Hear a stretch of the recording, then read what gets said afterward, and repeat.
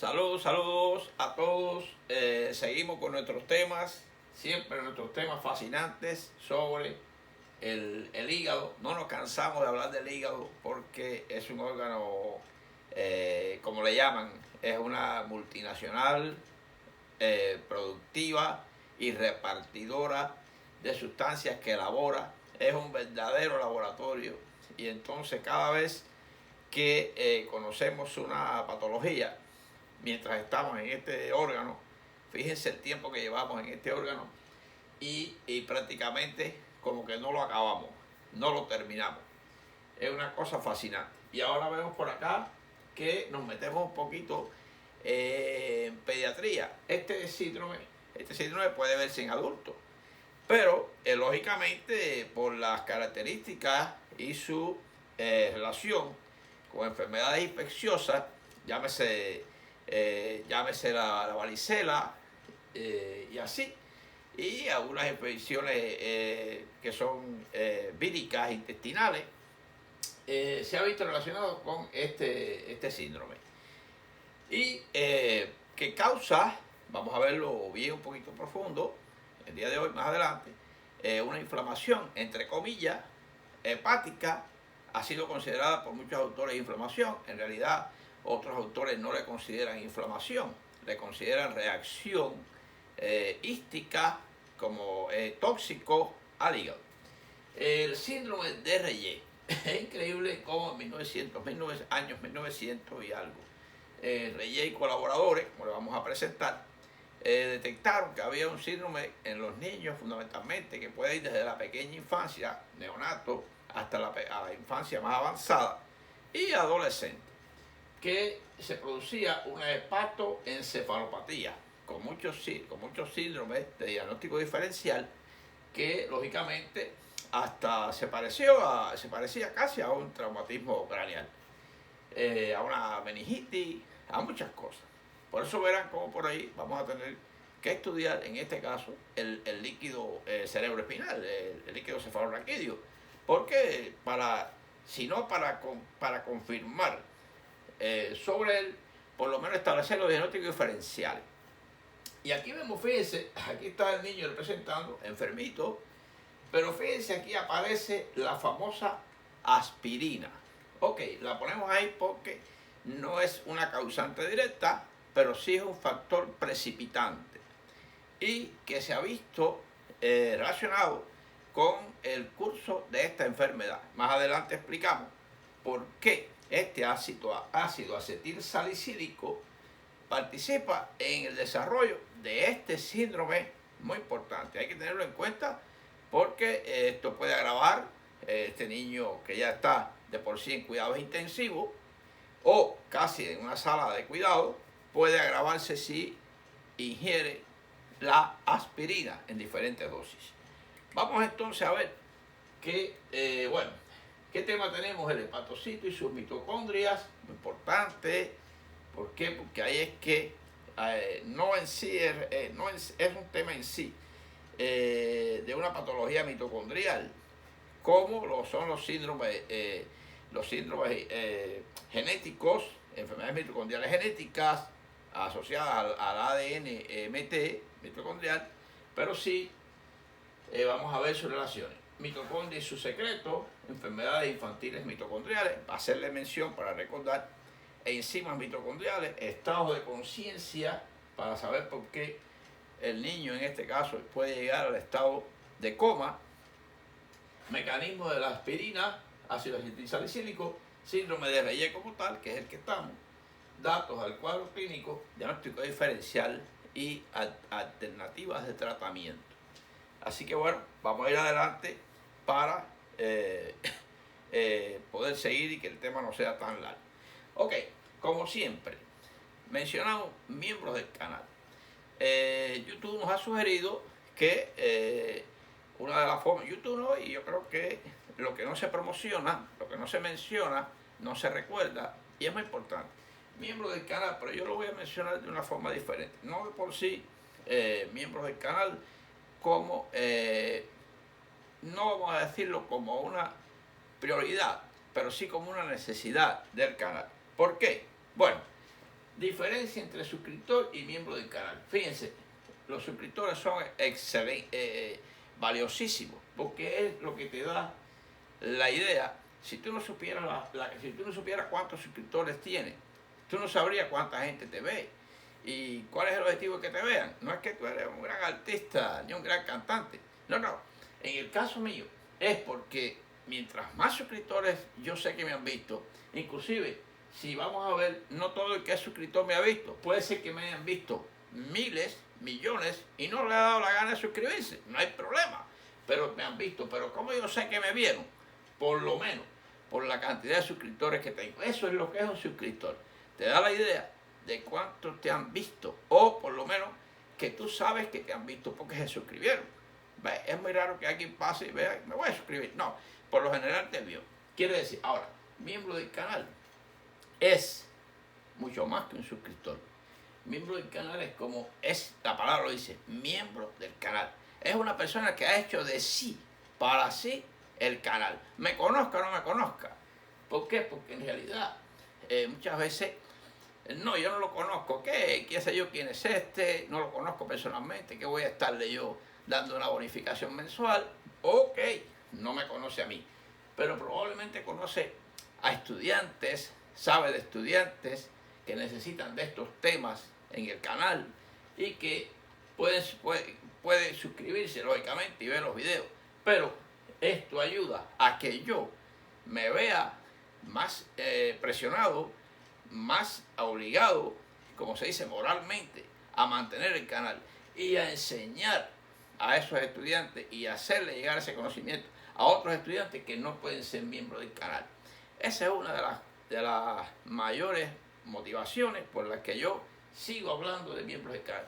Porque quizá a usted no le interesa, pero hay muchas personas, muchos estudiantes en formación que sí, si yo puedo dedicarle más tiempo al canal, porque tengo una base, una ayuda económica, etcétera, puedo emplear más tiempo y me veo con la responsabilidad de emplear más tiempo, porque caramba, qué deshonroso sería que tenga miembros del canal y ni siquiera suba videos y ni siquiera me dedique al canal. Por eso es importante. Lo demás, ¿a quién ayuda? Bueno, ayuda a la persona que es miembro del canal porque se va a relacionar directamente conmigo, va a tener directamente conmigo una serie de ventajas que aparecen en lo que es la membresía, que está escrito ahí, está expuesto. Usted puede entrar en la opción unirse, unirme o join en inglés y ver.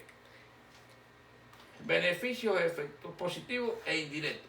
Efectos positivos indirectos, lógicamente, los efectos positivos indirectos es que yo lo que estoy haciendo es enseñando. Mi lema fundamental es la educación y por tanto cualquier video que yo prepare va a ser con la idea de que le llegue a personas en formación, estudiantes en formación, personas que quieren saber sobre estos temas y lo hago con la mayor motivación, pero se necesita un tiempo, se necesita dedicar tiempo a esto y por eso los efectos positivos muchas veces son indirectos. No son para usted que quizás está pagando la bonificación, pero sí son para otras personas que lo necesitan. Así que bueno, para que usted vea cómo es analizando en realidad esto de miembros del canal, usted va a saber por qué ayudar y motivarse a la ayuda a este sencillo canal que le mostramos. Así que seguimos adelante con el tema de hoy. Concepto de síndrome de Reye. He puesto el concepto ante que todo, porque hay que hablar muchas cosas para poderlo entender, pero de pronto lo pongo para que ya motive a seguir viendo. Fíjense que fue descrito en 1963 por Reye y colaboradores. Es una enfermedad rara de inflamación, entre comillas, hepatoencefalopática. ¿Por qué pongo entre comillas? Por eso, porque en una época se pensó que era una inflamación, como que se relacionaba con virus, como se relacionaba con algunas enfermedades infecciosas, podía ser una inflamación, pero en realidad después, estudios posteriores, más bien se ha demostrado que es una enfermedad metabólica, relacionada sobre todo con la función más profunda de este órgano fascinante que se llama mitocondria. Es donde está la central, como digo, la central nuclear de todos los procesos de nuestro cuerpo. Todas las células del cuerpo tienen mitocondria, pero el hígado, que tiene entre 800 y 1000 mitocondrias por hepatocito, por célula, eso es una central de producción de energía, de glucosa, de glucógeno, de aminoácidos, digestión de lo que sería la transformación de aminoácidos, la gluconeogénesis para formar glucosa. Todo esto lo vamos a mencionar ahora. Relacionado con alteraciones mitocondriales adquiridas relacionadas a la infección. Defectos de la beta-oxidación mitocondrial. Vamos a ver qué cosa es, en qué punto está la beta-oxidación, dónde, cuando ya en esa matriz mitocondrial, qué cosa es la beta-oxidación dentro de este organelo tan interesante que está en ese hepatocito.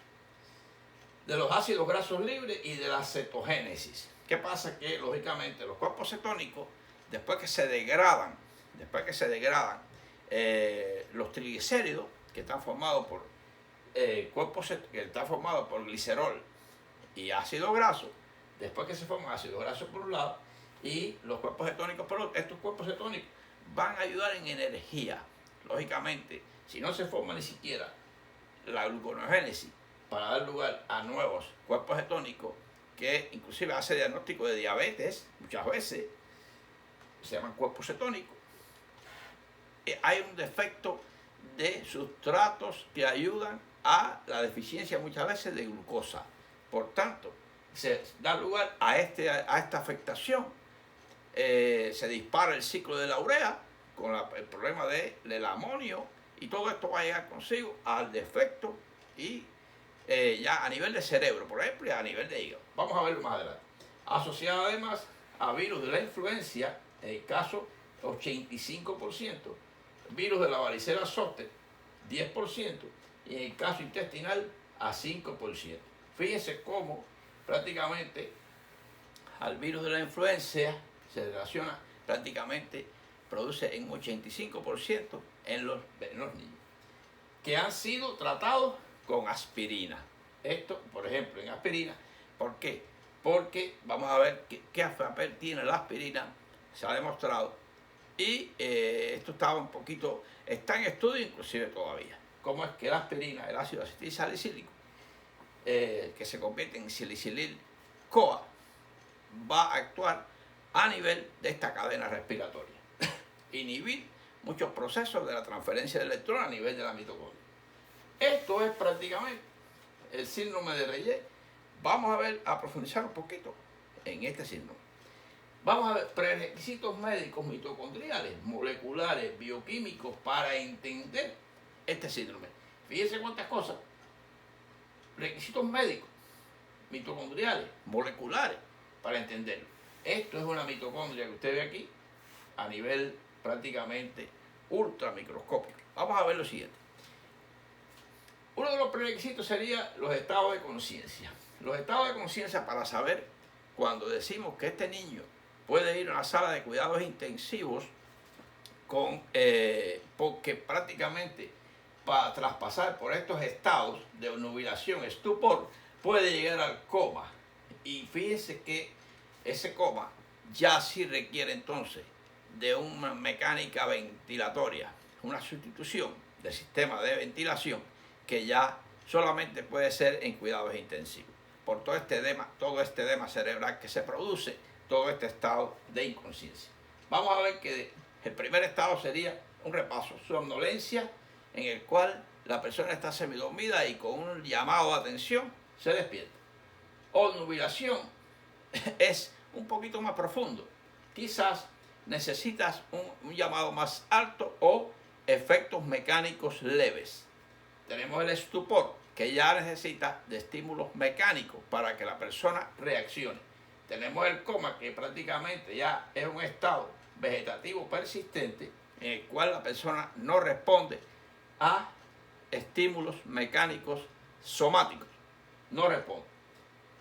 Es un estado que se le llama así, vegetativo, como el famoso vegetal, que no responde. Síndrome de enclaustramiento es otro estado prácticamente donde prácticamente el paciente puede estar inclusive un poco que tiene movimientos oculares, pero el resto se llama enclaustración neurológica. Y la muerte cerebral. La muerte cerebral es mucho más que el coma, porque prácticamente la muerte cerebral es como un coma que no tiene un retorno prácticamente ya demostrado por estudios de ese paciente, estudios químicos y electroencefalográficos. Así que por lo menos ya saben una escala y el niño puede llegar a este estado. O la persona adolescente con este síndrome de Reye puede llegar al estado de coma. Repasamos un poquito para que sepan, cuando mencionemos que el niño puede estar en coma, en qué estado está. Ahora bien, algunas enfermedades genéticas, fíjense, algunas enfermedades genéticas mitocondriales del ADN mitocondrial. Habíamos estudiado en videos de neurociencia que hemos dado anteriormente en este canal, hace tiempo, poco ya, de algunos, le vamos a mencionar algunos síndromes que tienen relación con la mitocondria, ya que la mitocondria es el órgano que se va a afectar en este síndrome. Tenemos el síndrome de Merv, que es una epilepsia, y fíjense que es una epilepsia porque tiene la fibra Red Rock Fever demostradas en el músculo etcétera de este niño, y puede padecer a nivel cerebral de epilepsia y tiene una complicación muy interesante a nivel cardíaco, que es el Gould-Parkinson-White, que es un síndrome de preexcitación cardíaca. Fíjense que no estoy dando esto nada más para mencionarse. Tenemos el síndrome de Lee, muy interesante síndrome, que es un stop de desarrollo psicomotor, déficit de los complejos E1, E2 y E3. En este caso del Reye se parece un poquito. ¿Por qué? Porque no se va a formar del piruvato a la acetil-CoA. Hay un defecto de formación que limita la formación de acetilcolina. Y ahí vamos a ver más adelante cómo es la cosa, para que ustedes vean cómo es que la mitocondria es tan importante. El síndrome de Melas, mioclonías, epilepsia, lactic acid stroke light. O sea, significa que también tiene epilepsia como el MERV, y se parece a un stroke, como sería un ataque cerebral, ¿ves? Una apoplejía, puede parecer. El Kearns-Sayre, retinosis pigmentaria, ataxia y bloqueo cardíaco. Fíjense cómo hay algunos cuantos que se relacionan con la función del corazón. Y el LOM, que es el Leber Hereditary Optical Neuropathy. Son algunos que les presentamos, importantes, para que ustedes sepan cómo se producen y la relación que tienen. Ya que hay relación de este síndrome con la mitocondria, les presento algunos temas interesantes para que los revisen. Ok, tenemos aquí, es un corte del hepatocito, de donde hay tres zonas fundamentales: la zona 1, zona 2 y zona 3. Señalando que la zona 3, aquí, esta es la parte más sensitiva a padecer de lesión tóxica. Quiere decir que también está como teoría que el hígado, el hepatocito, estos hepatocitos sufren de una toxicidad que se representa sobre todo en esta área más central. Aquí tenemos la zona 1, aquí de la parte periportal. Aquí tenemos la zona 2, que tiene que ver con todos los hepatocitos aquí, y la zona 3, que es el área centrolobulillar y parte de las células que están rodeando a esa área centrolobulillar. Ahí está marcado. Fíjense cómo aquí se relaciona con el tipo de hepatitis viral, aquí con una historia intermedia con la colangitis, etcétera, hepatoma, y aquí la zona de áreas afectadas por más frecuentemente la hepatitis alcohólica, el hígado graso y las hepatitis tóxicas que están en esta zona. Ahora bien, vamos a recordarle entonces, siguiendo dándole pasos importantes de esta enfermedad de la mitocondria. Fíjense, la mitocondria, el concepto y función. Esto es un organelo que pertenece a uno de los organelos que tiene que ver con la respiración celular, importante, dentro de esa célula. Es prácticamente donde se elabora el ATP y el agua metabólica después de un mecanismo interesantísimo de transferencia de electrones, de fosforilación oxidativa tremendo. Esa es la función principal, respiración celular. Su estructura, bueno, tiene una membrana externa, una membrana interna, crestas, una matriz mitocondrial, etc. Tiene porciones FO y FE1, que es donde están la acción más fuerte de esas transformaciones, junto con esos ribosomas. Tiene los complejos enzimáticos, E1, E2, E3. Acuérdense que ahí se lleva a cabo la parte final del ciclo de Krebs, de la vía de Mellhoff, o ciclo de Krebs.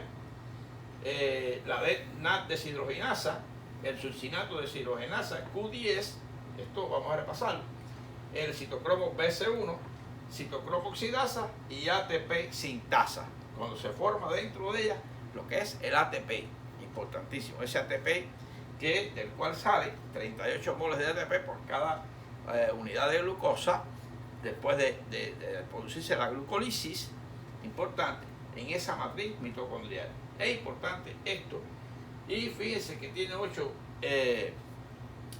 micrómetros de largo por 0,5 a 1 micrómetro de ancho. Imagínense qué grande es la mitocondria, imagínense. Y fíjense, vamos a ver cuántas mitocondrias hay dentro de ese hepatocito. Hay de 800 a 1000 por cada hepatocito. Un hepatocito, les recuerdo que es esto. Para ir aquí de nuevo, ese cuadradito que usted ve ahí, ese cuadradito chiquitito, eso es un hepatocito. Esto es microscópico, imagínense el hepatocito. Bueno, dentro de ese hepatocito, esa celulita pequeña, hay de 800 a 1000.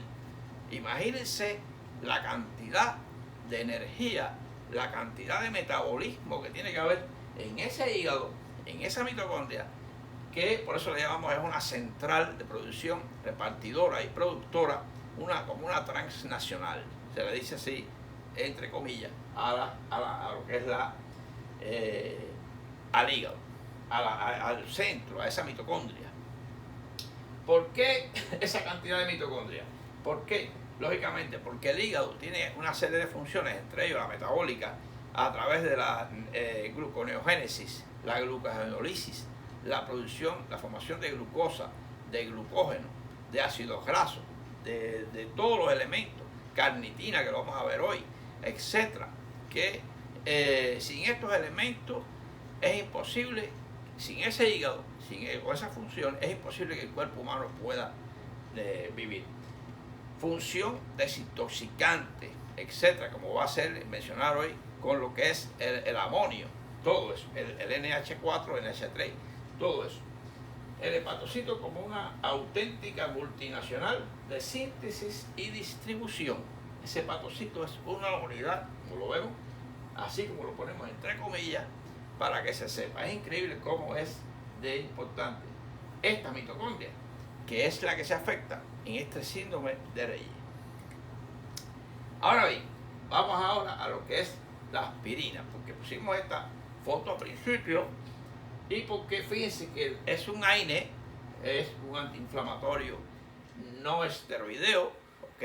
Pero bueno, tiene sus características de uso, sus condiciones de utilización, sus dosis, hay que tener cuidado y hay que tener muy en cuenta a quién no se le puede dar aspirina, por todos sus mecanismos de trabajo, inclusive toda su relación con la coagulación. Es un antiagregante plaquetario, imposible. Hay que tener en cuenta, antiagregante plaquetario, efecto antitrombótico, inhibe la síntesis de las prostaglandinas al inhibir la ciclooxigenasa, COX-1 y COX-2, asociada al síndrome de Reye, que causa la varicela o la gripe por la influenza, como vimos ahorita, inclusive el alto por ciento por la influenza. Relación directa con la retención o excreción de ácido úrico.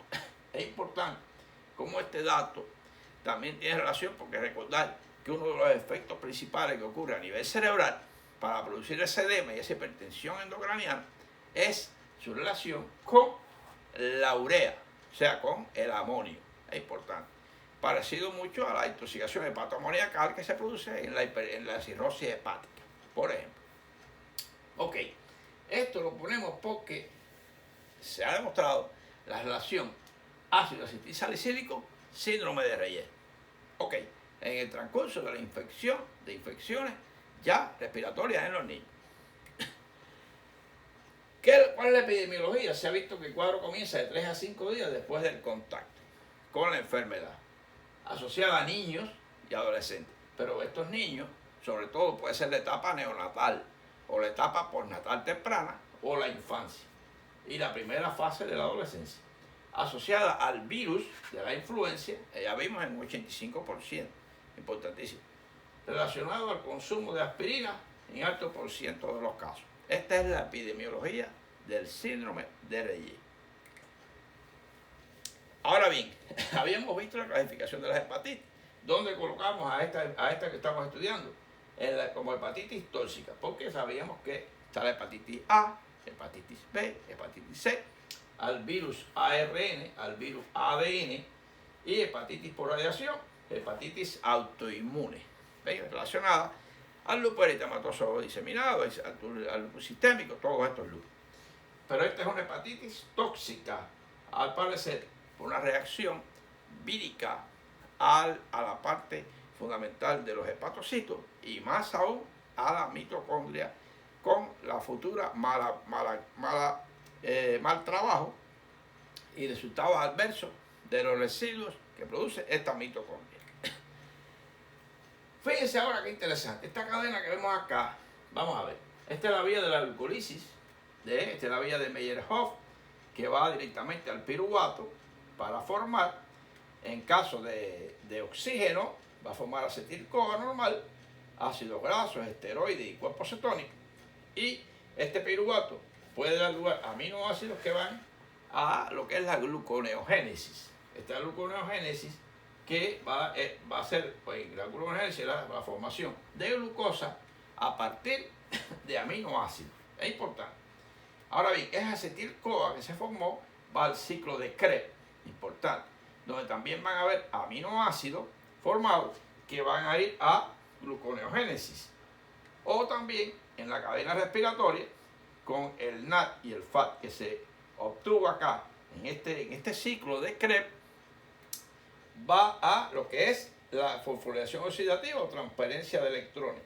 Esto todo es en la mitocondria. Imagínense, si la mitocondria no funciona y se detiene el proceso aquí, ¿ves? Por ejemplo, tenemos la glucosa que entra, tenemos el glucógeno, que esa es la forma en que se almacena esta glucosa, puede almacenarse, la glucosa no fosfato, etc., la uridindifosfato acá, y tenemos también los ácidos grasos, que al inhibirse la beta oxidación de estos ácidos grasos, vamos a ver por qué, no se forma la gluconeogénesis, no hay glucosa, y todo esto va a dar traste con la vida, con las neuronas de este niño, de estos niños. Es importante. Por eso hay elementos importantes. La glucosa que entra, que muchas veces no puede entrar porque es una diabetes tipo 1, que no hay insulina, por ejemplo. El glucógeno, que es la forma en que se acumula, se guarda en ese hígado la glucosa, pero estos pasos son previos a llegar al piruvato. Ácidos grasos, que ya sí se obtienen después de la formación del acetil-CoA. Si no se forma, es peligroso porque no hay ácidos grasos que se separan en ácidos grasos libres, que están en el citoplasma, y en el citosol de la célula, o la parte de los cuerpos cetónicos, y cuerpos cetónicos que son una energía paralela para utilizarse si falta la glucosa, ¿ok? Y la gluconeogénesis, esta que tenemos acá. ¿Esto qué? Esto es una visión esquemática del metabolismo de los carbohidratos. Fíjense qué interesante. Resumiendo, la vía que va hasta el piruvato que va a acetil-CoA que entra al ciclo de Krebs, donde se forma el NAD y el FAT, que van a la cadena respiratoria, este NAD y FAT, que van a la cadena respiratoria, donde se detiene el proceso aquí, ahí, cuando hay un síndrome o enfermedad de Reye. Se detiene aquí. Esto es importante. Cáptenlo porque es así.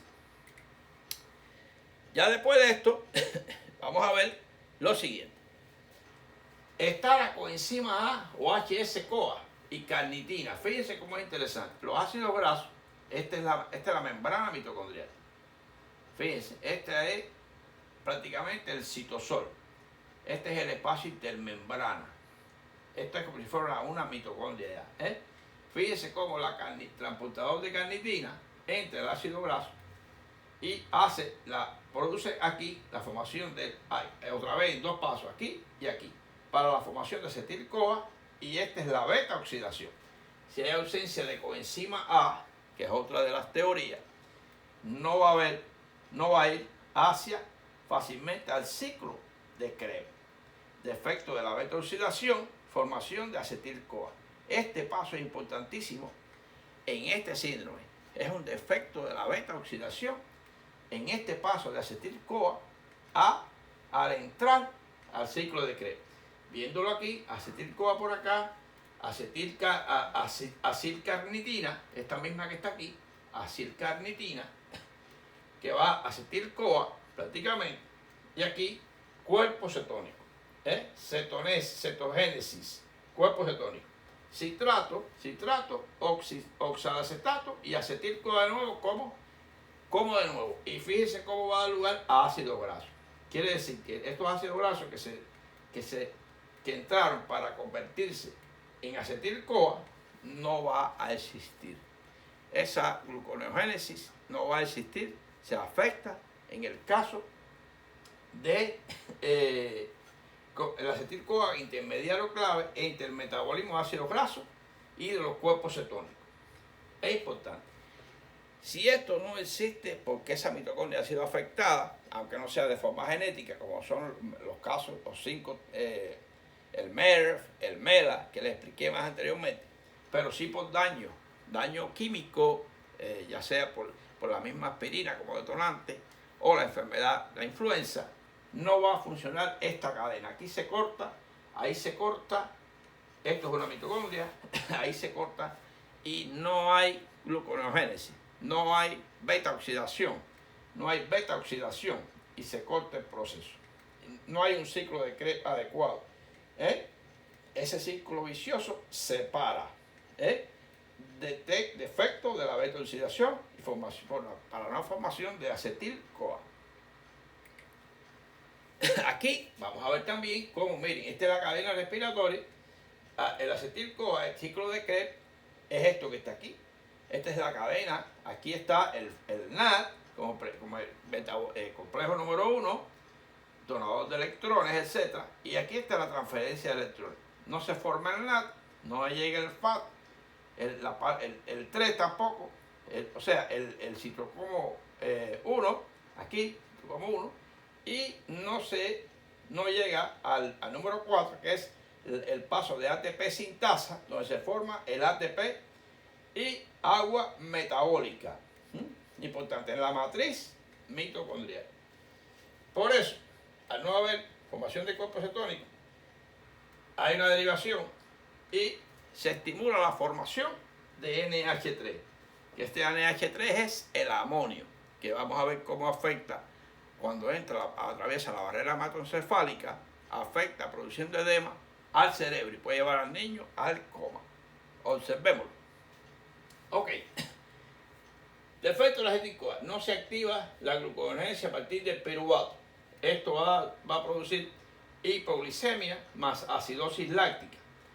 Otro órgano no se produce. No se sintetizan cuerpos cetónicos. Por tanto, esa hipocetosis y pérdida de los sustratos energéticos de la glucosa. O sea, estos cuerpos cetónicos son como sustratos en caso de que falte la glucosa. Y además, no se sintetiza el NAG o N-acetilglutamato, no se activa el ciclo de la urea y se acumula ¿qué? El amonio. El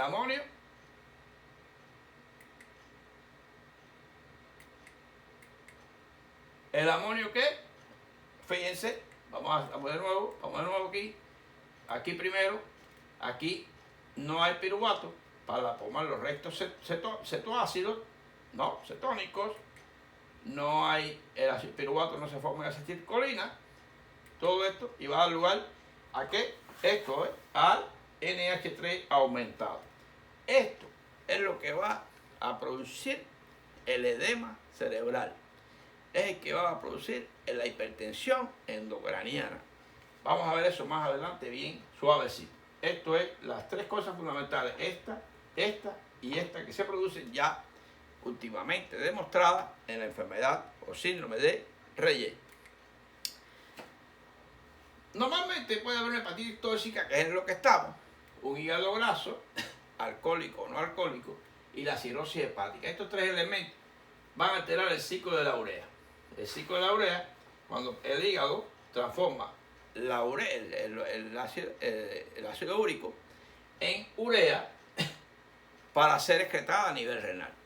Si no se puede, porque hay una cirrosis o un daño hepático, como el caso del Reye, por ejemplo, este amonio va a través de shunts portosistémicos, NH3, atraviesa la barrera hematoencefálica, y ¿qué va a hacer? Conversión de NH3 en glutamina. Esta glutamina produce inflamación, de ahí es que el concepto, inflamación o no, de Reye, y fíjese, y edema, y va a dar síntomas de hipertensión endocraniana, convulsiones, coma, todo eso, paso del amonio al cerebro y su lesión. Esto es importante. Enterocitos y microbiota productora de ureasa pasa al cerebro a través de la hematoencefálica. Muy importante esto. Y, lógicamente, ¿quiénes son los que más sufren? Por lo general, los astrocitos. Astrocitos que están ¿en qué? En la sustancia blanca. Recordad que la sustancia blanca es ese tejido glial que no se excita y no participa en la conducción de ni aferencia ni eferencia, pero es sostén, alimentación y protección de todas las fibras de las células que sí llevan la información o traen información. Por tanto, hay un shock, hay un stop en la información del cerebro y su función. Va hacia lo vegetativo, como se dice, y va al coma. Muy importante. Efecto metabólico del amonio en el cerebro. El amonio disminuye el glutamato, el amonio entra, disminuye el glutamato, que es un defecto de neurotransmisión excitatoria. Lógicamente, disminuir el glutamato, que es excitatorio, prácticamente no hay excitación. Se corta la comunicación hacia los ganglios inferiores y hacia el resto del cuerpo de la excitación. Esta glutamina que se genera va y da lugar a la entrada de triptófano y aumenta la serotonina, normalmente. Que hay un efecto de ¿qué? De efecto de neurotransmisión inhibitoria. El GABA, gamma-amino butírico ácido. Quiere decir que cae el cerebro en recesión. Por eso es que cae, va enlenteciendo hasta que puede llegar inclusive al coma, como todo ese edema inclusive. Esto es importante. Quiere decir disminuir el glutamato, exceso de GABA y caída de la función cerebral. Ustedes saben que el GABA se da para disminuir esa función, se usa para las personas que tienen dolores periféricos o centrales, etc. Es un inhibidor, entonces ayuda a mitigar esos dolores que vienen, esa comunicación interneuronal. Pero cuando es en exceso, prácticamente la persona puede, si es en exceso, puede haber un adormecimiento, puede caer la función cerebral, etc. Y prácticamente puede llegar a, si es mucha dosis excesiva, puede caer al estado de coma, recesión, cierre total de todas las funciones cerebrales. Ahora bien, ¿cuál sería la fisiopatología? Ya después de haber oído todo eso, comienzo de la enfermedad, bajos niveles de glucosa, lógicamente, o aumento del amoníaco y la acidez aumentan. Estas dos cosas van a dar lugar en niños de 2 años, diarrea y respiración rápida, o niños mayores, adolescentes, vómitos incoercibles, somnolencia, cansancio. En ambos existe la agresividad. Es un signo importante que se ve en el síndrome de Reye. quizá excitación y agresividad. Conducta irritable, pérdida de la fuerza, pérdida del aspecto cognitivo, convulsiones y estado de coma. ¿Qué se agrega a esto? Estudio reciente, aumento de la acetilcarnitina, como habíamos visto, defecto en la cadena respiratoria mitocondrial, lógicamente, con la caída del ATP, y el ácido acetilsalicílico como silicilil-CoA. Quiere decir que ya se está viendo y se está resolviendo el problema de por qué la aspirina está contraindicada o es un elemento estimulante o precipitador de este síndrome. Quiere decir, porque participa entre los elementos básicos metabólicos de este síndrome. Así que ustedes saben, ya tienen una idea un poquito más clara. Hasta aquí, aunque yo no siguiera hablando de lo que es el relleno, pero vamos a seguir hablando un poquito más. Características básicas del proceso metabólico, resumen. ¿Qué sería? Hepatomegalia. El hígado sí se inflama. El hígado como tal sufre inflamación, que es donde está la fábrica. La fábrica de las mitocondrias, donde están las mitocondrias como miles y millones de obreros que trabajan, que dejan de trabajar. Imagínense ustedes.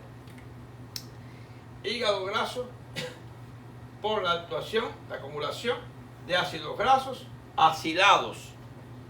Los ácidos grasos, esos no son ácidos grasos normales, son ácidos grasos acilados que aumentan y van a entorpecer más el trabajo de lo que es ese hígado ya enfermo. Elevación descontrolada del NH3, del amonio, con todo lo que vimos con el edema cerebral. Hipoglicemia y acidosis láctica. Lógicamente, si no hay una gluconeogénesis, si no hay un acetil-CoA adecuado que entra al ciclo de Krebs y pueda desarrollar todo ese mecanismo de la glucosa, de los metabolitos intermedios, caemos entonces en acidosis láctica, prácticamente. Y exceso de acetilcarnitina y estado de coma. Recordar la función de la carnitina en la transportación de los ácidos grasos, etcétera, de la acetilcarnitina, y son elementos importantes del resumen metabólico de este proceso. ¿Cuál sería el cuadro clínico y semiológico? Si se presenta en la etapa neonatal, hay fontanelas grandes o abultadas. Hay que tener cuidado, recordar que el niño, cuando sale de lo que es la primera vez que sale del útero, en el nacimiento, en el periodo neonatal primario, recién neonatal, tiene una serie de fontanelas o áreas, suturas que no se han sellado. Todo esto tiene recordar que ese cráneo sale a través de un canal, por lo general, si es cesárea no, pero si es una vía normal, un parto eutóxico normal, no obstante, esas fontanelas sirven para que esa cabeza pueda atravesar y después esos huesos cogen su lugar y se van sellando estas fontanelas. ¿Qué pasa? Que si este proceso se da en la etapa neonatal donde existe la fontanela, ¿qué pasa? Que ese cráneo crece y va a dar lugar a ¿qué? A una macrocefalia. ¿Ven? Porque estos huesos no están todavía, no hay un encierre de las suturas todavía y puede haber una macrocefalia. Puede haber irritabilidad, llanto agudo. Ahora bien, si se presenta en el niño mayor, aquí puede haber también irritabilidad, como les decía.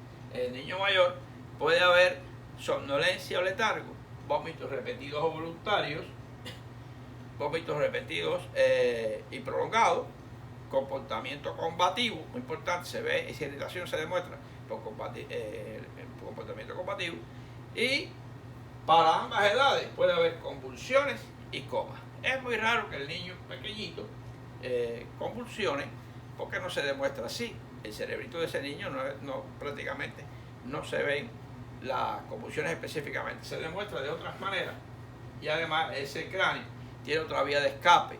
No hay una hipertensión endocraniana declarada, porque como que está en la sutura, lo que es la respuesta del cráneo es extender su diámetro, porque No es lo mismo un niño que ya mayor, que ese cráneo está más solidificado, y va a ocurrir ¿qué?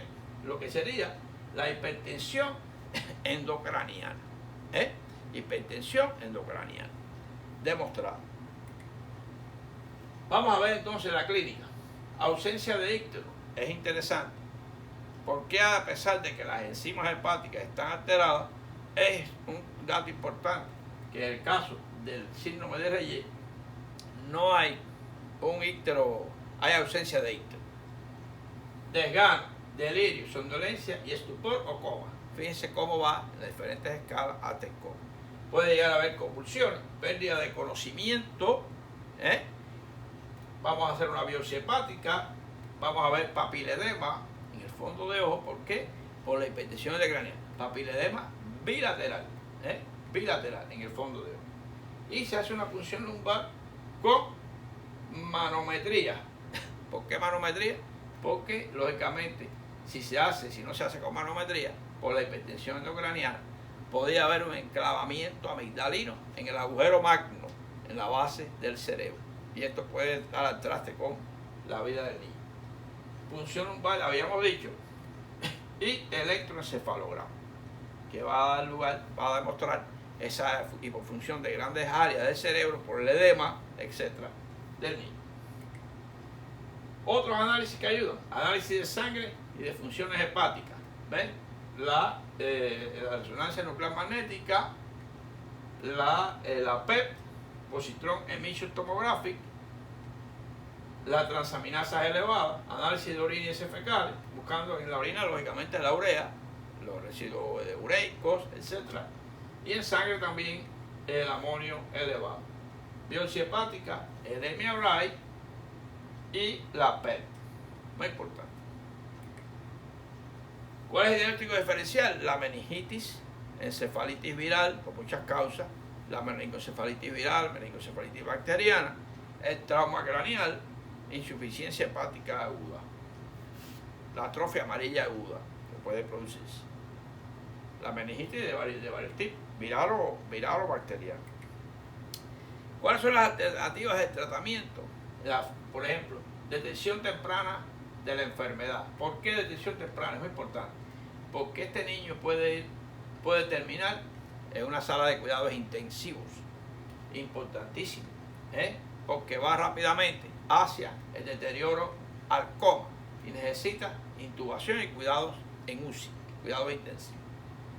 Ingreso en UCI de inmediato, vigilancia del estado mental y de las convulsiones, vigilancia de la hipertensión endocraniana, importante, profilaxis de la convulsión, ambiente preparado para ventilar, mecánica si fuera necesario, lógicamente. Si llega al estado de coma y no se puede revertir, lógicamente, a corto tiempo, necesita una intubación, necesita una mecánica, con todo eso traqueotomía. Hay que tener cuidado con eso.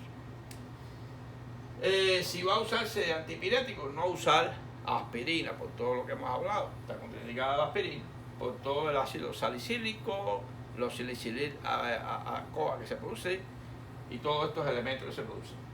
Y son precipitantes del síndrome. Acetaminofén, Tylenol, Rivotril y ibuprofeno. Por eso los niños prácticamente, usted ve que ya es muy difícil. Usted lleva un niño y si le indican para la casa algo, para la fiebre, jamás será nada con relación a la aspirina. Puede ser que sea acetaminofén, Tylenol o el Motrin. Sobre todo Motrin es lo que más le indica, que es el ibuprofeno, que también se usa para los estados flogísticos, estados de inflamación o articulares, etcétera, tendonitis, pero se usa para la fiebre en los niños. Bueno, muchas gracias. Yo creo que si no les he enseñado lo que es el síndrome de Reye, me parece que por lo menos lo voy a motivar a buscarlo, porque es importante, es importante.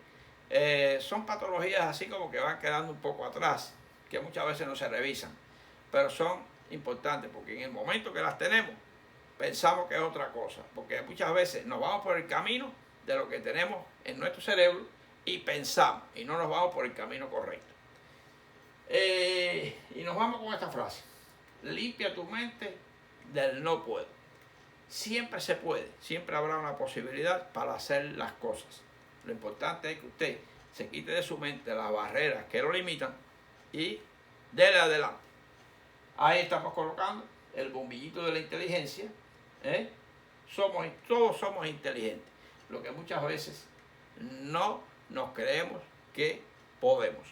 Así que seguimos adelante. Un abrazo y próximamente tenemos otro tema que importante, posiblemente va a ser las varices esofágicas sangrantes. Vamos a trabajar sobre eso. Quiero trabajar sobre eso, agotar bastante al hígado porque es tan importante. Antes de pasar al otro órgano fabuloso que se llama páncreas. ¿Ok? Seguimos adelante.